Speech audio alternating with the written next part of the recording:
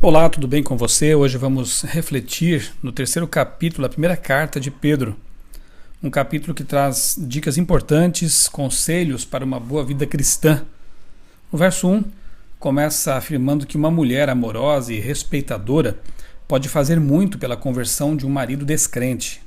Seja fiel, confie em Deus e assim, por sua influência, por suas orações e sua postura, seu testemunho, você poderá ser um instrumento poderoso nas mãos de Deus, no sentido de converter um marido que não acredita em Deus, que não aceita a palavra dele, mas você, como uma Bíblia viva, poderá ser muito eficaz nas mãos de Deus. Versos 1 e 6 trazem aqui um conceito meio complicado para pessoas que vivem no século XXI. Ele fala sobre sujeição. A mulher deve se sujeitar ao marido, mas não deve dar lugar ao medo. Então, essa sujeição tem que ser bem entendida.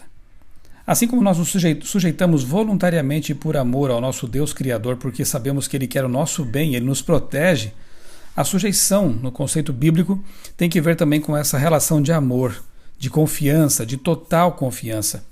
E a Bíblia também fala de mútua submissão. Na verdade, ambos, homem e mulher, se sujeitam voluntária e amorosamente um ao outro. Verso 3.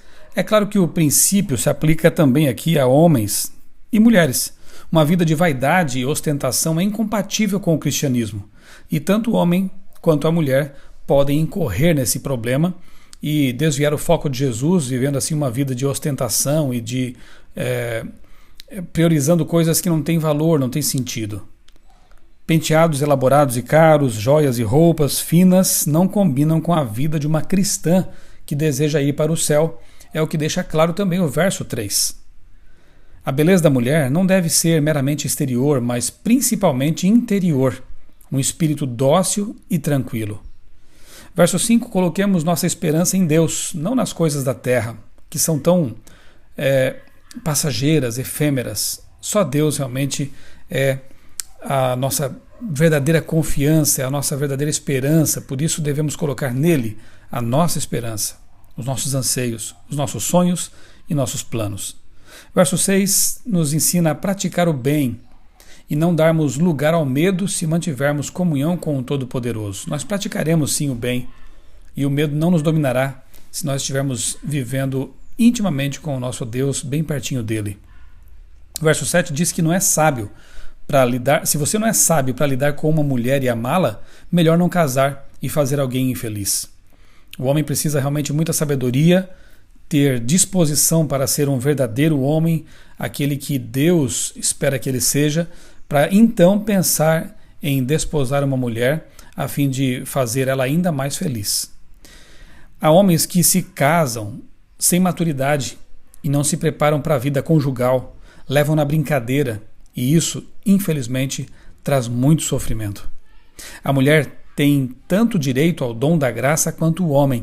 No reino do céu, todos têm os mesmos privilégios, é o que nos ensina também o verso 7. Que fala também que se você decidiu tirar uma mulher de casa, da casa dos pais, e casar-se com ela, então você deve amá-la e honrá-la como sua esposa e co-herdeira do céu. Deus não ouvirá as orações de um homem que trata mal a esposa. O verso 7 aqui traz muitas revelações importantes e essa é mais uma delas. Você, homem casado que trata mal sua esposa, saiba que suas orações não são atendidas por Deus. Ele se recusa a ouvir as orações hipócritas de um homem que trata mal sua esposa, aquela a quem ele deveria amar e que deveria ser o primeiro objeto de suas mais altas considerações, de sua simpatia, de seu carinho, de seu amor, enfim. O marido deve ser sábio no convívio com a esposa e tratá-la com honra. É o que Deus espera dos homens casados. Verso 8. Sejamos unidos, amemos uns aos outros, sejamos compassivos, misericordiosos e humildes. Essa é a vontade do nosso Deus. Verso 9 diz que não retribuam mal com o mal, nem insulto com insulto. Ao contrário, bendigam. Essa é a atitude que se espera de um cristão. Verso 10.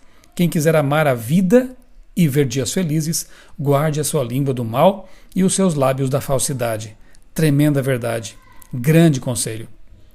Verso 11. Afaste-se do mal e faça o bem. Busque a paz com perseverança. Devemos ser proativos na busca da paz. Buscar a paz, não apenas esperar que ela nos chegue até nós. Devemos ser promotores da paz, é o que Deus espera também de nós. Verso 12, Deus recusa a oração hipócrita daqueles que praticam o mal, ou seja, pecam conscientemente. Mais um motivo para a recusa de Deus em relação às orações daqueles que são hipócritas.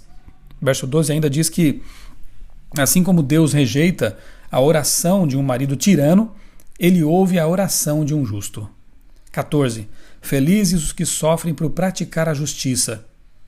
E o 15 diz que para santificar Cristo em nosso coração, precisamos dar o coração para Ele e andar com Ele. Às vezes ganhamos mais com o modo como respondemos do que com a resposta em si. E às vezes é melhor ganhar um irmão do que vencer uma luta teológica ou uma luta ideológica. Nossas respostas sempre devem ser temperadas com mansidão. Para estar prontos para testemunhar, devemos buscar a santificação e o conhecimento. O verso 15 aqui de 1 Pedro, capítulo 3, é um dos versos que mais incentivam a boa apologética. Ele diz, estejam preparados para dar a razão da esperança que há em vocês, mas façam isso com mansidão. Note como Pedro une aqui a razão com a esperança ou a fé. O cristão verdadeiro, o cristão que defende com sabedoria a sua fé, ele vai usar essas duas ferramentas. A sua fé, a sua esperança e também a razão, a racionalidade, o bom conhecimento. Esse é um verso realmente muito importante. Verso 17 diz que quem sofre por prazer, ou melhor, quem sofre por fazer o mal, está apenas colhendo o que plantou. Quem sofre por fazer o bem está seguindo os passos de Jesus. É melhor sofrer por fazer o bem, se for da vontade de Deus, do que por fazer o mal. Versos 19 e 20, por meio de Noé, Jesus pregou aos espíritos em prisão que viveram antes do dilúvio. Esse é um verso que às vezes é mal compreendido. Alguns acham que estaria aqui uma ligeira alusão a alguma coisa como o espiritismo, por exemplo, mas realmente o contexto não fala disso, e o contexto de toda a Bíblia nos ensina algo bem contrário a isso.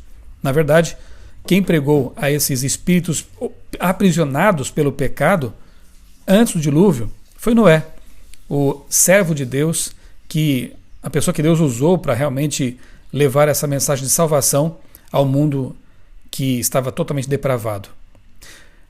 Quantos espíritos vivem em prisão no pecado hoje em dia, aguardando que alguém lhes leve a libertação em Cristo? Seja você também como Noé, leve liberdade aos espíritos, às pessoas que estão hoje em prisão, presas por uma vida de pecado.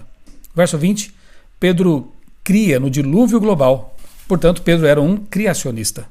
Assim como concedeu tempo aos antediluvianos, Deus espera pacientemente concedendo tempo de graça, hoje também, às pessoas que ouvirem a mensagem pregada pelos seus servos. Precisamos pregar com todas as nossas forças e recursos enquanto construímos a arca, entre aspas, para a nossa família. Façamos como Noé, sejamos como Noé, o patriarca. Construamos uma arca para a nossa família e para todos aqueles que quiserem ser salvos nela também, e preguemos o Evangelho enquanto fazemos a obra de Deus. E mais importante, mantenhamos nossa família dentro da arca, assim como Ele salvou a família dele, que Deus nos ajude também a salvar a nossa família, protegida dentro da arca chamada Jesus Cristo. Verso 21, enquanto aguardamos a volta de Jesus, devemos ter uma boa consciência diante de Deus. Deus não está preocupado com uma purificação meramente exterior. Ele quer purificar nossa consciência.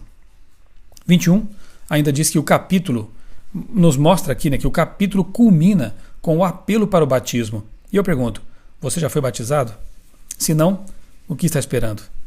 Faça esse pacto com Deus, faça esse casamento com Deus e confirme publicamente a sua decisão de amar a Jesus para sempre e estar sempre com Ele.